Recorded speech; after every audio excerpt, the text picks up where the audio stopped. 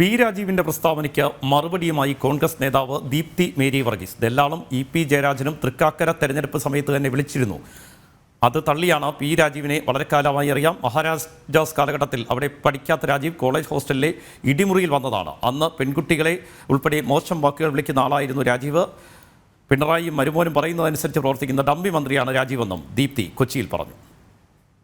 അദ്ദേഹം മന്ത്രിയായതിനു ശേഷം അച്ചടി ഭാഷയും വളരെ സോഫിസ്റ്റിക്കേറ്റഡ് ആയിട്ടുള്ള സംസാരവും ഒക്കെ നടത്തുന്നുണ്ടെങ്കിലും അന്ന് പെൺകുട്ടികളെ ഉൾപ്പെടെയുള്ള വിളിച്ചിരുന്നത് ഇന്ന് അർഷോ വിളിക്കുന്ന അതേ ഭാഷയിൽ തന്നെയായിരുന്നു. അർഷോയേക്കാൾ ഭീകരതയായിരുന്നു അന്ന് മഹാരാജാസ് കോളേജിൽ പി രാജീവ് സൃഷ്ടിച്ചിരുന്നത്. പിന്നെ എനിക്ക് എൻ്റെ ക്രെഡിബിലിറ്റി തെളിയിക്കുവാൻ, അല്ലെങ്കിൽ ഞാൻ രാഷ്ട്രീയത്തിലുള്ള എൻ്റെ സ്പേസ് തെളിയിക്കുവാൻ എനിക്ക് പി രാജീവിൻ്റെ സർട്ടിഫിക്കറ്റിൻ്റെ ആവശ്യമില്ല. അദ്ദേഹം ഇന്നൊരു ഡമ്മി മന്ത്രിയാണ്. അത്തരത്തിലുള്ള വില മാത്രമേ CPMന്റെ നേതൃത്വം കൊടുത്തിട്ടുള്ളൂ.